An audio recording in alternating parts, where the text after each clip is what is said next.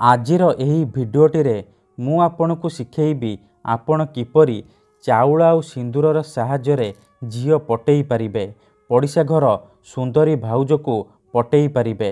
हाँ फ्रेंड्स, जदि आपण केउ झील को मने मने भल पाउछंती किंतु जेते चेष्टा कले मध्य ताकू पटेई पारुनांती, ताकू निजर मन कथा कहिबाकू डरुछंती, आउ आपण चाहुचंती कि से झील निजे आसी आपण को भल पाउची बोली कहू आपणकर सबु इच्छा पूरण करू, तेबे आजिर एही भिडियोटी आपणकर इच्छा को पूरण करिबो।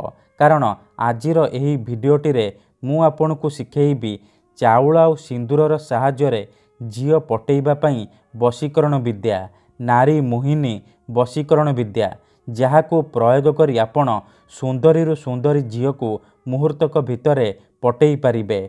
पड़िशा घर सुंदरी भाउज ठारू निजर मन मुताबक काम हासिल करि परिबे।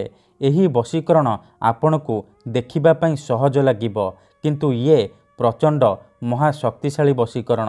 एहार प्रयोग केबे भी खाली जाएनी। जी भी एहाकु प्रयोग करिछि 100 रु 100% सफल हेइछि। तेणु जदि आपण निज पसंदर झील को पटेइबा को चाहुचंती, पड़िशा घर सुंदरी भाउज को पटेइबा को चाहुचंती, तेबे मात्र थरे मो कथा मानी चाउल आउ सिंदूर एही जगारे रखी दियंतु। ग्यारंटी देउची जेउ झील पटु नथिला से झील पागेली परी आपण को भल पाइबो। पड़िशा घर भाउज निजे फोन करिकी रूम को डाकिबो, जहा चाहिबे ताहा करिबो, कोनोसी प्रकार बाधा देबो नाही। नमस्कार फ्रेंड्स, ओडिया फंडा चैनल को आपण मानकु स्वागत।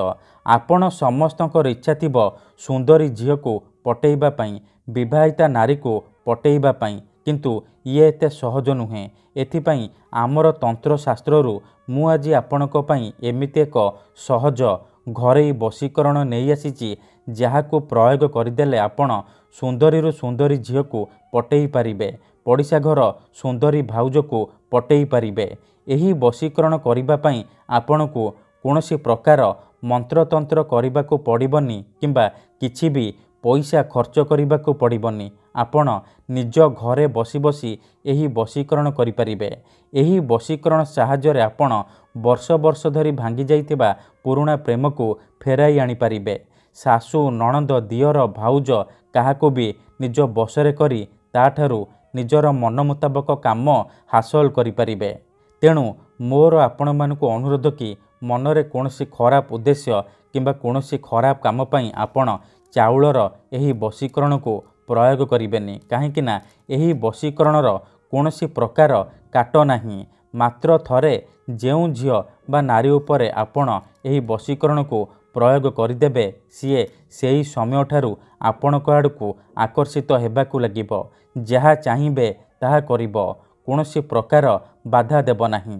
तेबे एही वशीकरण आपण किपरि करिबे, केमिति करिबे, एहार प्रयोग विधि कौन मु आपणकु शिखेइबी।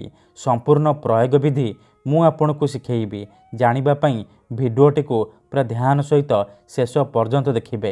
अधारु छाड़िकी पळेइले आपण किछि भी बुझी पारिबेनी। परे आपण कमेंट करिबे, गुरुजी आपणकर वशीकरण काम करूनी। देखंतु मु आपणकु सबु भिडियो रे कहूची, जेउपरि आपण भगवान को मानुचंती, भगवान को उपरे विश्वास रखिचंती, निजर सबु दुख कष्ट असुविधा भगवान को जणाउचंती, जदि से असुविधार समाधान न हैला तार माने नुहे कि भगवान नांती। सेहीपरि तंत्र मंत्र हुए, वशीकरण काम करे, किंतु एहाकु आपणकु सिद्ध करिबाकू पड़िबो। प्रयोग विधि को ठीक भाबरे करिबाकू पड़िबो। मु आपणकु जेमति शिखेइबी आपणकु ठीक सेहीपरि करिबाकू पड़िबो। तेबे जाई मु आपणकु ग्यारंटी देउची आपण जेउ झील बा विवाहिता नारी को चाहिबे मुहूर्तक भितरे निज बसरे करि परिबे, ताठारू निजर मन मुताबक काम हासिल करि परिबे। ठीक अछि, तेबे चलंतु जानिबा एही वशीकरण आपण किपरि करिबे।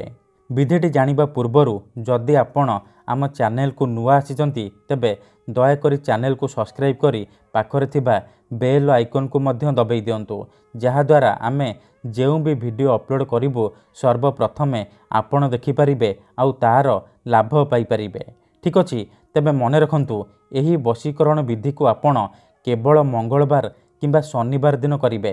ରାତିରେ ଶୋଇବା ପୂର୍ବରୁ କରିବେ।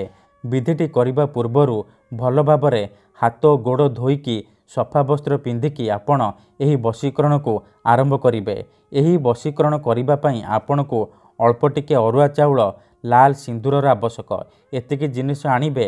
ଖଣ୍ଡେ ସାଧା କାଗଜରେ ଆପଣ ଏହିପରି ଲେଖିବେ। ଦେଖନ୍ତୁ ମୁଁ ଏଠି ପୂର୍ବରୁ ଲେଖିକି ରଖିଛି, ଆପଣ ବି ଏହିପରି ଲେଖିବେ। ଦେଖନ୍ତୁ ମନେକର ଆପଣ ଯେଉଁ ଝିଅକୁ ବଶୀକରଣ କରିବାକୁ ଚାହୁଁଛନ୍ତି ତାର ନାମ ହେଉଛି ସବିତା, ତେବେ ଆପଣ 3 ଥର ସବିତା ଏହିପରି ଲେଖିବେ। ସବିତା ସବିତା ସବିତା ଏହିପରି ଲେଖିସାରିବା ପରେ ତା ତଳେ ଆପଣ ବସଙ୍ଗ ଲେଖିବେ। ବସଙ୍ଗ ତଳେ ଆପଣ ତ୍ରିଂ ତ୍ରିଂ ତ୍ରିଂ ଏହି 3ଟି ଶବ୍ଦ ଲେଖିବେ। ଲେଖିସାରିବା ପରେ ତା ତଳେ ଆପଣ ନିଜର ନାମ ଲେଖିବେ। ମନେକର ଆପଣଙ୍କର ନାମ ହେଉଛି ମନୋଜ। ଧ୍ୟାନ ସହିତ ଦେଖନ୍ତୁ, ମୁଁ ଯେମିତି ଲେଖିଛି ଆପଣ ଠିକ୍ ସେହିପରି ଲେଖିବେ। ଲେଖିସାରିବା ପରେ ଆପଣ କ'ଣ କରିବେ, ଏହି ଯେଉଁ କାଗଜରେ ନାଁ ଆଉ ଶବ୍ଦ ଲେଖିଛନ୍ତି ଆ ଉପରେ ଅଳ୍ପ ଟିକେ ଅରୁଆ ଚାଉଳ ରଖିବେ ଆଉ ତା ଉପରେ ଅଳ୍ପ ଟିକେ ଲାଲ ସିନ୍ଦୁର ପକାଇଦେବେ। ଧ୍ୟାନ ସହିତ ଦେଖନ୍ତୁ, ମୁଁ ଯେମିତି କରୁଛି ଆପଣ ଠିକ୍ ସେହିପରି କରିବେ। ଏତିକି କରିସାରିବା ପରେ ଆପଣ ଏ କାଗଜକୁ ଭଲ ଭାବରେ ଏହିପରି ମୋଡ଼ିଦେବେ। ତାପରେ ଆଖି ବନ୍ଦ କରିକି ସେଇ ଝିଅର ନାମ 3 ଥର କହିବେ। ତାପରେ এই କାଗଜରେ ଗୋଟିଏ ଥର ଫୁଙ୍କିଦେବେ। ଏତିକି କରିସାରିବା ପରେ ଆପଣ এই କାଗଜକୁ ଏହିପରି ନେଇକି ସେଇ ଝିଅ ବା ମହିଳାର ଘରର ମୁଖ୍ୟ ଦ୍ୱାର ପାଖେ ରଖିଦେଇ ଆସିବେ। ଯଦି ଆପଣ ତା ଘରର ମୁଖ୍ୟ ଦ୍ୱାର ବା ମୁଖ୍ୟ ଗେଟ୍ ପାଖରେ ରଖିପାରିବେନି, ତେବେ କୌଣସି ଏକ ବରଗଛ କିମ୍ବା ଓସ୍ତ ଗଛ ମୂଳରେ ଏହାକୁ ରଖିଦେବେ। ଗ୍ୟାରେଣ୍ଟି ଦେଉଛି, ଏତିକି କରିକି ଦେଖନ୍ତୁ, ଯେଉଁ ଝିଅ ବା ନାରୀ ପାଇଁ ଆପଣ ଏହି ବଶୀକରଣ କରିଥିବେ ସିଏ ଆପଣଙ୍କ ପ୍ରେମରେ ଦିବାନୀ ହୋଇଯିବ। ଯାହା ଚାହିଁବେ ତାହା କରିବ। ଧନ୍ୟବାଦ।